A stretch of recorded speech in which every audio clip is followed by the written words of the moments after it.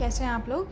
तो आज हम स्टार्ट करेंगे सेकेंड लेक्चर जो कि पार्ट 2 है फर्स्ट लेक्चर का, जिसमें हम लोगों ने पढ़ा था कि जो बिफोर द कॉन्स्टिट्यूशन को जो जो एक्ट्स बने थे, जिसमें कंपनी रूल था, जिसमें कुछ लोग हम लोगों ने एक्ट्स पढ़े 1833 तक।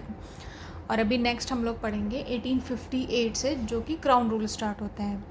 उससे पहले आप लोग ये देख लीजिए, ये थोड़ा मेरे बारे में है। मेरा सिलेक्शन इस बार UPPSC 2023 लॉ ऑफिसर PWD में हुआ है। मैंने लॉ किया है, प्लस मैंने सोशियोलॉजी से MA किया है। बाकी आप लोग आई होप आप लोगों ने सिविल वाला चैनल टेलीग्राम पे ज़रूर ज्वाइन कर लिया हो, जिसमें कि हम लोग आंसर राइटिंग प्रैक्टिस कराते हैं, प्लस करंट अफेयर्स चलता है, एडिटोरियल एनालिसिस चलता है। ऐसे प्रैक्टिस 1 तारीख से स्टार्ट होने वाली है। और वर्चुअल लाइब्रेरी, जो ऐसे लोग हैं जो बहुत दूर हैं, किसी ऐसे एरिया में नहीं है जहाँ लोग प्रिपरेशन करने वाले हैं, कि दिल्ली या इलाहाबाद जैसी जगहों में नहीं है, जिन पे पीयर प्रेशर काम नहीं करता, तो पीयर वाला बेनिफिट देने के लिए हम लोग ये फ्री वर्चुअल लाइब्रेरी चलाते हैं। बाकी आप लोग डेफिनेटली ज्वाइन करिए, और आप लोग इसका लिंक डिस्क्रिप्शन बॉक्स में दे दिया जाएगा, और आप लोग डेफिनेटली इसे बेनिफिशियल होगा आप लोगों के लिए। तो फिर हम लोग स्टार्ट करते हैं कंपनी रूल, जो कि क्राउन रूल जो कि 1858 से लेके 1947 हमारी इंडिपेंडेंस तक था, 1858 टू 1947। तो इसमें सबसे पहले आता है जब वो 1858 का इंडिपेंडेंस वॉर हो गया, उसके बाद इन लोग को लगा कि कंपनी के हाथ से अब कंपनी अब नहीं संभाल पा रही है अच्छे से। ब्रिटिश गवर्नमेंट को लगा कि अभी इनके हाथ से ले लेते हैं, फिर हम डायरेक्टली रूल करेंगे तो आई गेस ये कॉलोनी बची रहेगी, अदरवाइज़ ये सारी चीज़ें होती रहेंगी। तो ये ले आए गवर्नमेंट ऑफ इंडिया एक्ट 1858।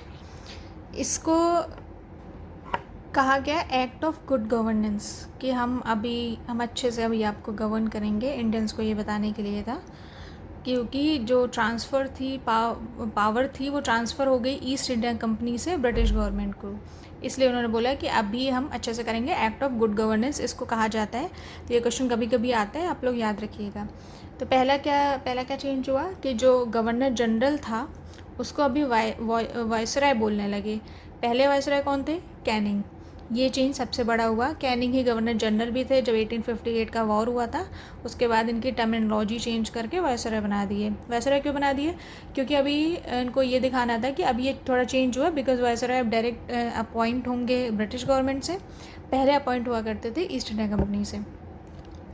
और दूसरा बड़ा स्टेप क्या था? इन्होंने जो डबल गवर्नमेंट का सिस्टम चल रहा था, कि कोर्ट ऑफ डायरेक्टर थे प्लस बोर्ड ऑफ कंट्रोल जो थे, इन दोनों को, ये डबल गवर्नमेंट हो रहा था, उससे इश्यूज़ आ रहे थे, तो उन्होंने हटा दिया कि कमर्शियल का एनीवेज अभी कमर्शियल बॉडी रहने गई थी, तो उन्होंने पूरे तरीके से हटा दिया। और फिर नेक्स्ट बिग चेंज क्या था कि एक सेक्रेटरी ऑफ स्टेट अपॉइंट हुआ, जो कि डायरेक्टली ब्रिटिश गवर्नमेंट से अपॉइंट होता था, और उसको मिली 15 मेंबर्स की काउंसिल उसकी हेल्प करने के लिए। और इस सेक्रेटरी ऑफ स्टेट की जो पावर थी वो इतनी थी कि कंप्लीट अथॉरिटी थी इसकी इंडियन एडमिनिस्ट्रेशन पे। अभी आगे जब हम लोग पढ़ेंगे मॉन्टेग्यू, चेम्सफोर्ड और मॉर्ले मिंटो, तो जो फर्स्ट नाम आएगा मॉर्ले और मॉन्टेग्यू, तो वो रहेंगे सेक्रेटरी ऑफ स्टेट। जो सेकंड नाम आएगा मिंटो या फिर चेम्सफोर्ड, वो रहेंगे वायसराय। तो इसकी इंपॉर्टेंस समझ आ रही है कि अभी सेक्रेटरी ऑफ स्टेट इतना उसको पावर दे दी गई कि एक्ट्स भी आ रहे हैं, तो उसका काफ़ी वो हो रहा है, वो मतलब उसके हाथ है उसमें, सारा उसके कंट्रोल में है। तो ये चीज़ है, ये इतने ही चेंजेस आए हैं फिर 1858 में। एक्ट ऑफ गुड गवर्नेंस, ये आप लिख लेना, इसको कहा जाता है act of good governance. Plus governor general अब वायसराय हो गया था, डबल गवर्नमेंट का सिस्टम हटा दिया, और सेक्रेटरी ऑफ स्टेट बनाया गया, जिसको 15 मेंबर्स की काउंसिल दी गई। इसमें बस इतना ही है। नेक्स्ट आता है इंडियन काउंसिल एक्ट ऑफ 1861। इसमें काफ़ी इंपॉर्टेंट चेंजेस हुए थे, जो कि क्वेश्चन में कंटिन्यूसली पूछे जाते हैं। काफ़ी इंपॉर्टेंट है ये। सबसे पहले तो क्या हुआ कि इनको नीड फील हुई जब कंटिन्यूसली डिमांड होने लगी कि नहीं, ये अच्छा नहीं चल रहा है सिस्टम, हमें चाहिए पावर चाहिए कुछ। तो इन्होंने सोचा कि हम, क्योंकि 1858 की वॉर हो गई थी, ये दोबारा ऐसी चीज़ें चाहते नहीं थी कि फिर से कुछ ऐसा हो कि अचानक से इनमें नेशनलिज्म जाग जाए। तो इन्होंने क्या किया कि अभी हमें इंडियंस का कोऑपरेशन लेना है एडमिनिस्ट्रेशन में, इन्होंने ये वाली नीड फील की। तो इन्होंने क्या किया कि जो नॉन ऑफिशियल रिप्रेजेंटेशन है वो इंडियंस का कर दिया लेजिस्लेटिव काउंसिल में। जो वॉइसराय के साथ लेजिस्लेटिव काउंसिल होगी, हमने ऊपर पढ़ा था वो मिनी पार्लियामेंट वाली चीज़ें, जो लेजिस्लेटिव काउंसिल बनी थी और वो एग्जीक्यूटिव काउंसिल और लेजिस्लेटिव काउंसिल को अलग किया था, उसमें इन्होंने नॉन ऑफिशियल रिप्रेजेंटेशन बढ़ा दिया, कर दिया इंडियंस का। और क्या हुआ, वायसराय ने इसको, इन 3 लोग को नॉमिनेट किया। 3 लोग किए गए, कौन कौन? Raja of Banaras, Maharaja of Patiala plus sir Dinkar Rao. ये क्वेश्चन में आता है, आप लोग याद कर लीजिएगा। और उसके बाद नेक्स्ट बिग चेंज क्या हुआ, जो कंटिन्यूसली आ रहा है, कि इसमें पोर्टफोलियो सिस्टम कर दिए। अब पोर्टफोलियो क्या है? कुछ टर्म्स आपको ऐसे लगेंगे जो आपको नहीं आते हैं, बिकॉज़ ये ऑलरेडी पॉलिटी के टर्म्स हैं और ये फर्स्ट चैप्टर है, तो आपको पहले यही पढ़ना पड़ता है। ये सारी चीज़ें आपको धीरे धीरे अभी आप पढ़ोगे आगे तो सारी चीज़ें पता चल जाएगी। पोर्टफोलियो क्या है? जो सारे लीडर्स को, जो सारे पॉलिटिशियंस होते हैं, जिनको अलग अलग डिपार्टमेंट दे दिया जाता है। किसी को होम दे दिया जाता है, किसी को एजुकेशन दे दिया जाता है, किसी को लॉ दे दिया जाता है, किसी को पेट्रोलियम दे दिया जाता है। तो ये क्या हो गया? ये पोर्टफोलियो है। तो 1861 से पोर्टफोलियो स्टार्ट कर दिया कि पर्टिकुलर लोगों को पर्टिकुलर डिपार्टमेंट दे दिया, जिससे स्मूथली काम चलता रहे। और एक और बिग चेंज हुआ, बिग स्टेप आया ऑर्डिनेंस सिस्टम का। अब वायसराय ऑर्डिनेंस ला सकते थे, जैसे कि अभी प्रेसिडेंट ले आते हैं उस टाइप से।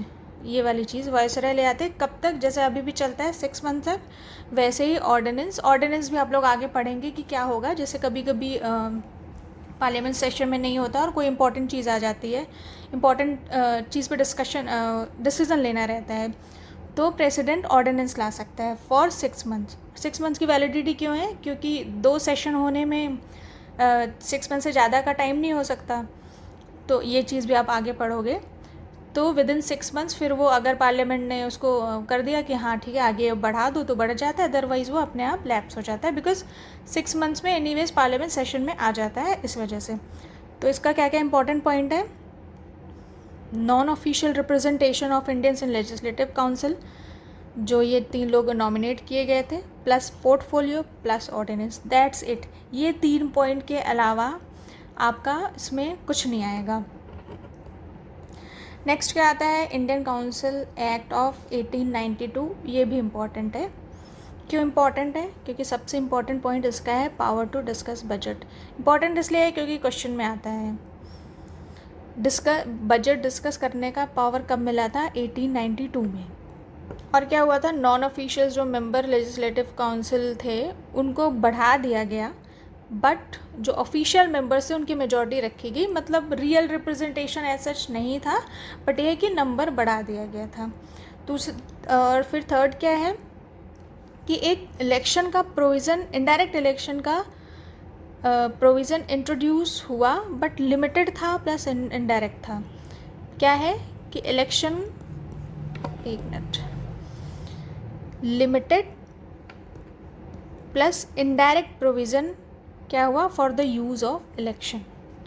इलेक्शन टर्म नहीं यूज़ हुआ था, ये याद रखिएगा कि फर्स्ट टाइम इलेक्शन टर्म कब यूज़ हुआ था? 1892 में नहीं हुआ था। ये क्वेश्चन आता है कि, और ये भी आता है कि इलेक्शन इंट्रोड्यूस कब हुआ था, कोई इलेक्शन का प्रोविज़न कब आया था, तब ये आंसर होगा 1892। बट अगर टर्म की बात हुई तो टर्म नहीं यूज़ हुआ था, ये याद रखिएगा आप लोग। फिर नेक्स्ट क्या आ गया? ये तो one of the most important है। अभी इस पे क्वेश्चन भी कराया गया सिविल वाला पे कि 1909 को आप क्रिटिसाइज़ करो, क्रिटिसिज्म क्या है, किस तरीके से इसने अफेक्ट किया। ये इस क्वेश्चन पे भी GS2 का चल रहा है आंसर राइटिंग प्रैक्टिस, उसमें कराया गया है। काफ़ी लोगों ने अच्छा आंसर लिखा, काफ़ी लोगों ने कम अच्छा लिखा, तो वो रिव्यूज़ दे दिए गए हैं। बाकी इसमें इम्पॉर्टेंट क्या हुआ? सबसे पहले इसको क्या कहते हैं? Morley Minto reform. मॉर्ले कौन थे? सेक्रेटरी थे। मिंटो कौन थे? वायसराय थे। इसको इसके नाम से जाना जाता है 1909। इम्पॉर्टेंट क्या हुआ था कि जो सेंट्रल लेजिस्लेटिव काउंसिल थी, उसके जो 16 मेंबर से लेके उसको 60 कर दिया गया। ये कभी कभी आता है कि नंबर्स बढ़ा दिए गए थे या कितने से कितना कर दिया गया था, रेयर है बट आता है।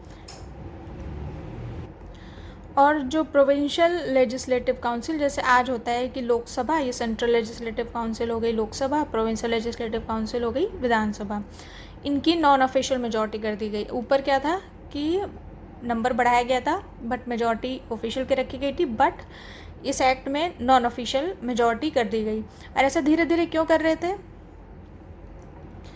क्योंकि 1906-7 के आसपास जो मॉडरेट वाला सेक्शन था आईएनसी का, वो धीरे धीरे कमज़ोर पड़ने लगा और एक्सट्रीमिस्ट सेक्शन जो था वो धीरे धीरे लीडरशिप में आने लगा।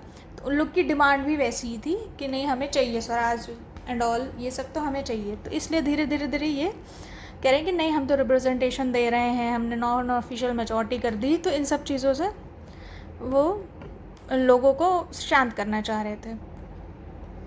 फिर नेक्स्ट क्या था कि जो बजट था उस पर ये लोग सप्लीमेंट्री क्वेश्चन पूछ सकते थे जो मेंबर्स थे, प्लस रेजोल्यूशन मूव कर सकते थे। और एक और पॉइंट है कि ये वोट कर सकते थे,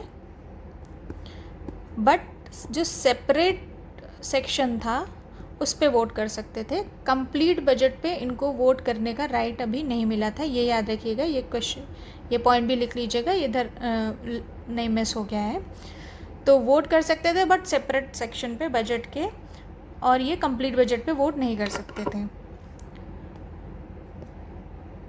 और फिर फर्स्ट टाइम ऐसा हुआ, जैसे एग्जीक्यूटिव काउंसिल ज़्यादा इंपॉर्टेंट होती है, वायसराय के एकदम क्लोज रहती है, तो फर्स्ट टाइम क्या हुआ, एक इंडियन को इन्होंने ज्वाइन कराया एग्जीक्यूटिव काउंसिल। क्यों ज्वाइन कराया? क्योंकि एक्सट्रीमिस्ट से डिमांड उठ रही थी कि हमें भी उसमें ले आओ, हमें अपने रूल्स एंड रेगुलेशन के हम भी अपना डिसाइड करें, उसमें हमें एडमिनिस्ट्रेशन में ले आओ।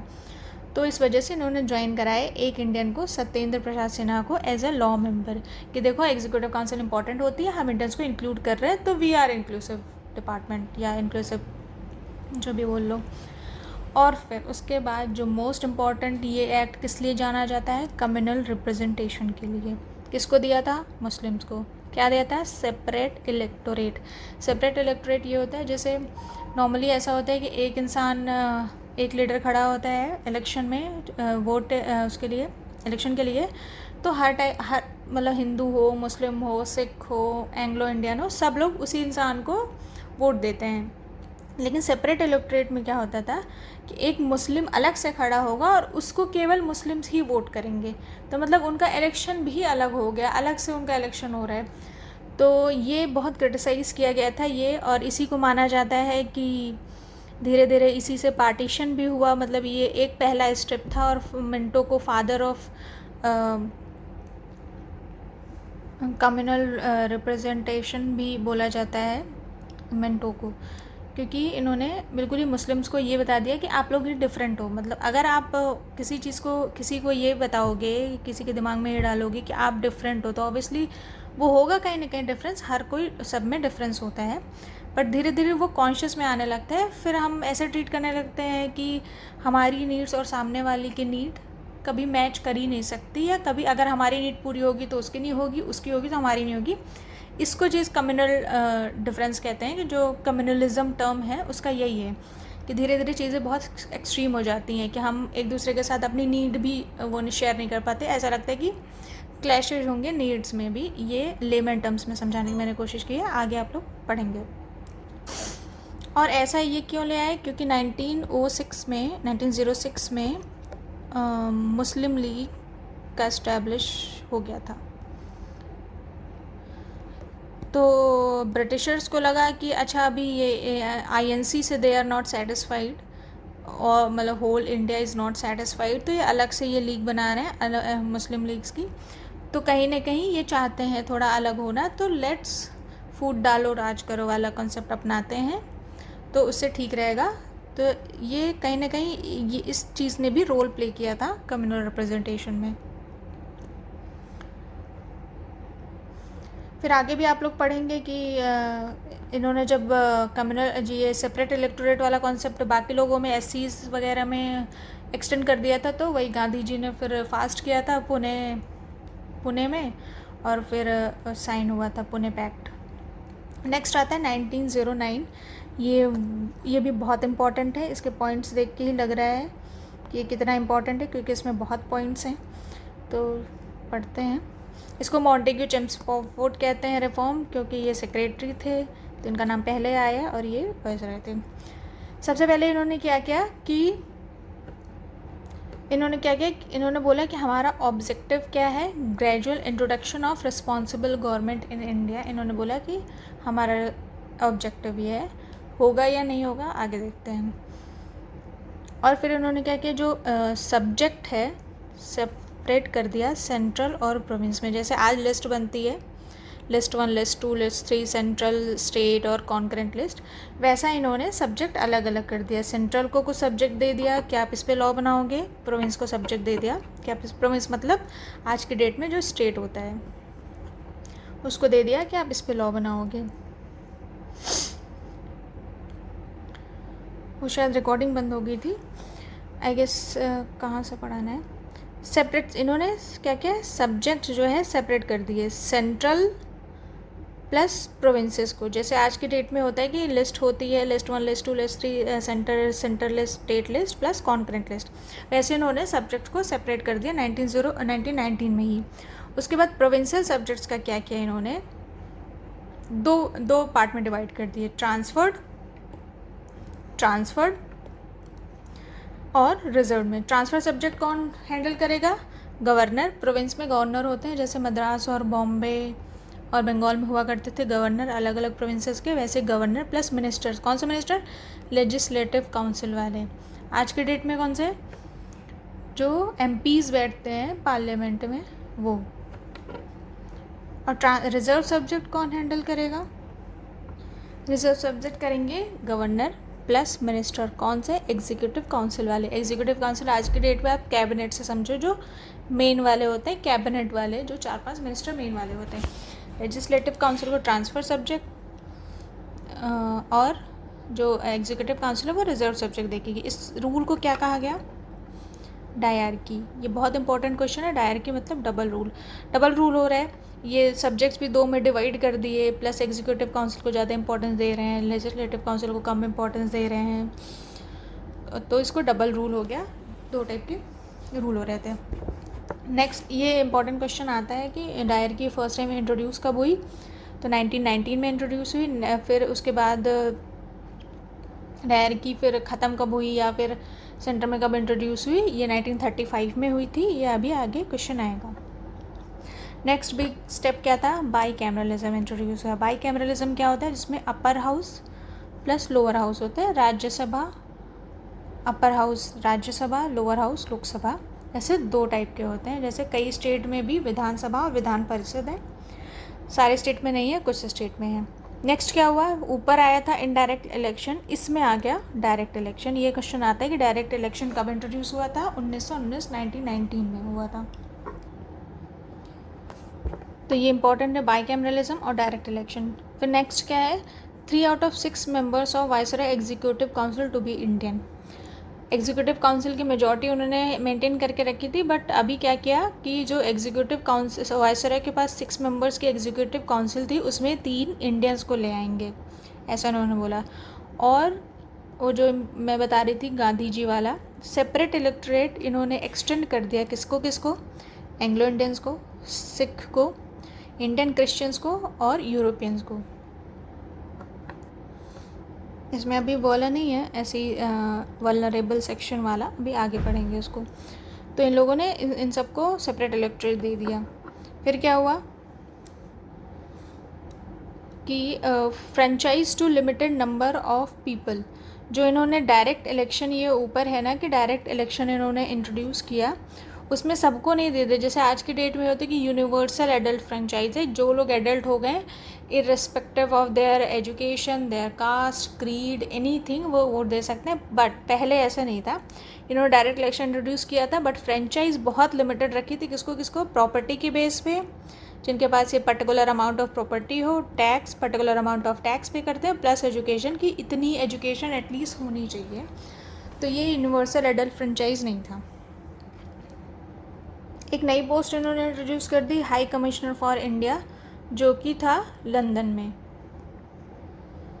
ये याद कर लीजिएगा, क्वेश्चन आ सकता है कि high commissioner of India for India की जो पोस्ट थी वो कब क्रिएट हुई थी, 1909 में, 1919 में।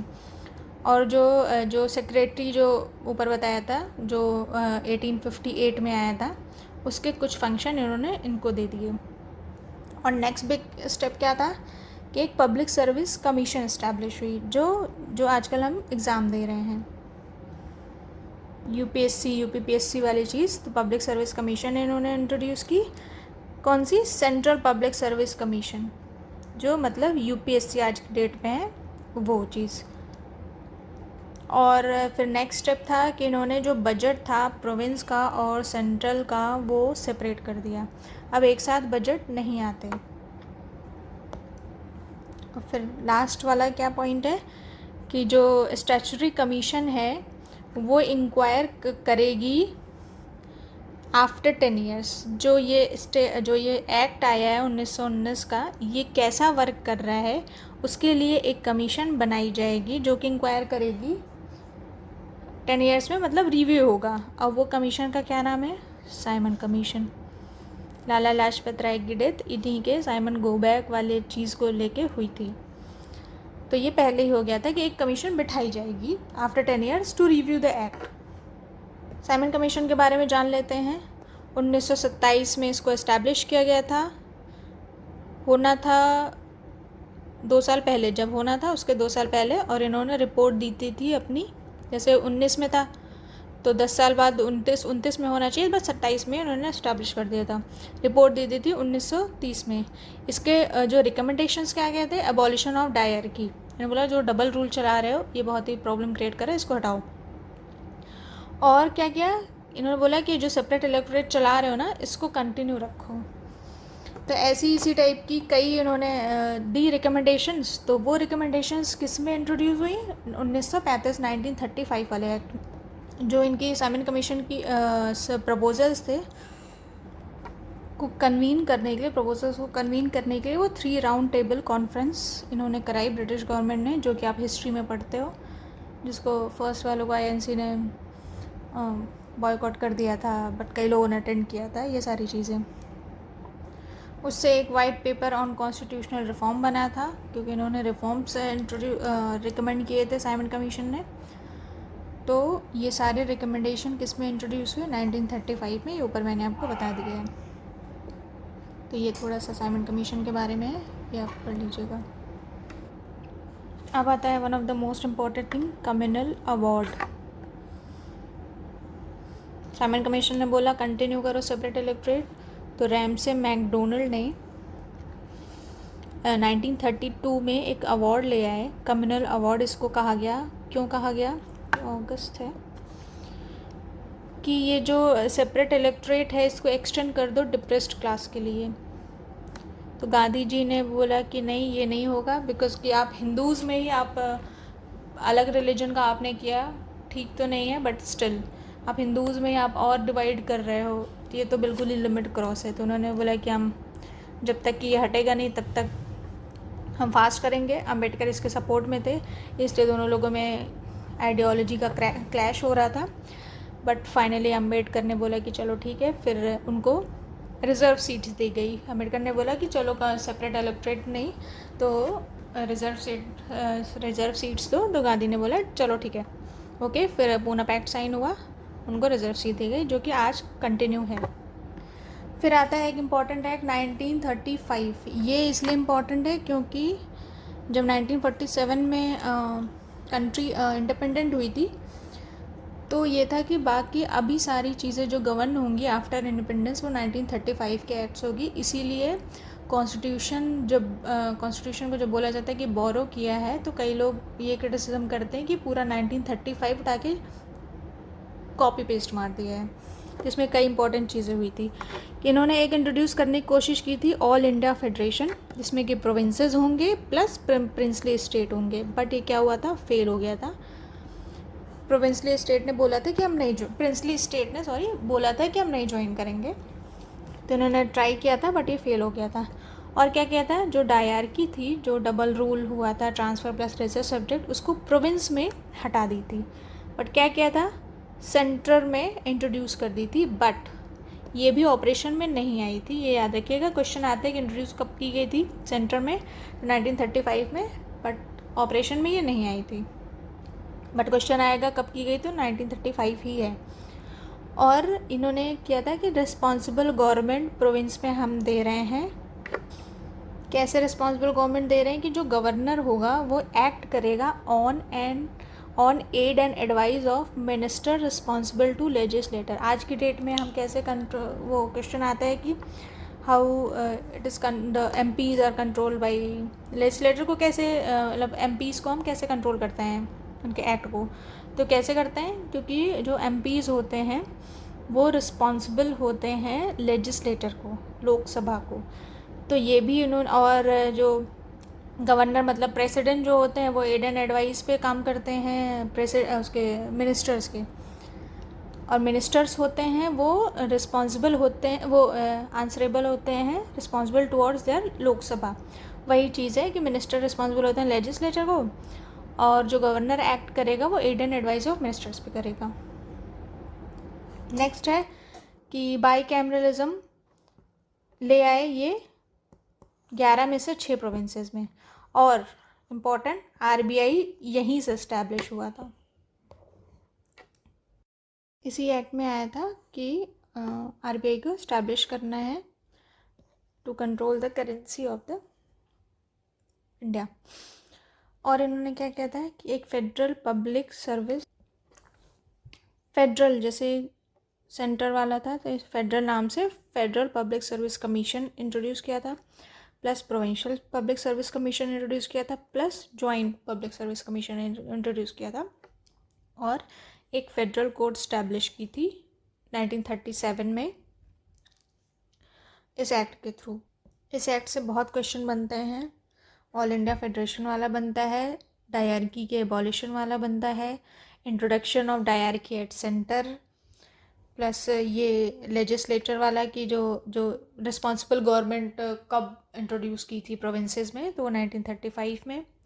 ये वाला पॉइंट ठीक है, बहुत ज़्यादा इंपॉर्टेंट नहीं है। RBI वाला, फेडरल पब्लिक सर्विस कमीशन वाला और फेडरल कोर्ट वाला 1937 में। ये सारे क्वेश्चन इससे बनते हैं, ये काफ़ी इंपॉर्टेंट एक्ट है। अब लास्ट आ जाते हैं इंडियन इंडिपेंडेंस एक्ट 1947। ये कुछ खास इंपॉर्टेंट नहीं है, इसमें कुछ ही चीज़ें हैं जो कि बता देते हैं। इस एक्ट के थ्रू ये बोला गया था कि जो ब्रिटिश रूल है वो इंडिया में एंड हो रहा है, पार्टीशन हो रहा है इंडिया और पाकिस्तान में, और जो वायसराय की ऑफिस है वो एबॉलिश किया जा रहा है।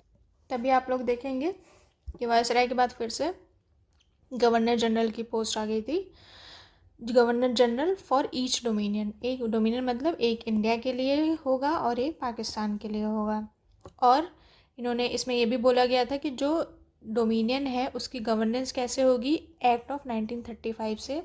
ये क्वेश्चन पूछा जाता है, बहुत बार आता है कि बिफोर द इलेक्शन जो 1951-52 में हुआ था, उसके पहले जो, उसके बाद लोगों ने सबने लॉ बनाया और ये कॉन्स्टिट्यूशन भी, उसके पहले कैसे गवर्न हो रहे थे ड्यूरिंग दैट पीरियड जब हमारे पास कॉन्स्टिट्यूशन भी नहीं था और बाकी लॉज भी नहीं थे, तो कैसे गवर्न हो रहा था 1935 से। ये क्वेश्चन बहुत इंपॉर्टेंट है, बहुत बार आता है कि कैसे गवर्न हो रहा 1935 से, याद कर लीजिएगा।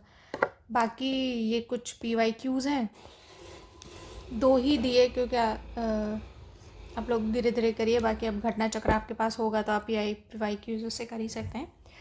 तो ये आप देख लीजिएगा कि जो गवर्नमेंट ऑफ इंडिया 19 के प्रिंसिपल फीचर्स पूछे गए हैं, इसका आंसर आप मुझे दीजिएगा। प्लस ये मॉन्टेग्यू चेम्सफोर्ड वाले 1935 वाले, ये चीज़ें इसके क्वेश्चन है, ये आप आंसर ज़रूर कमेंट करिएगा, लाइक कर दीजिए, लाइक करिए अगर अच्छा लगे तो, बाकी शेयर करिए। और सिविल वाला का टेलीग्राम चैनल डेफिनेटली ज्वाइन करिए। Thank you.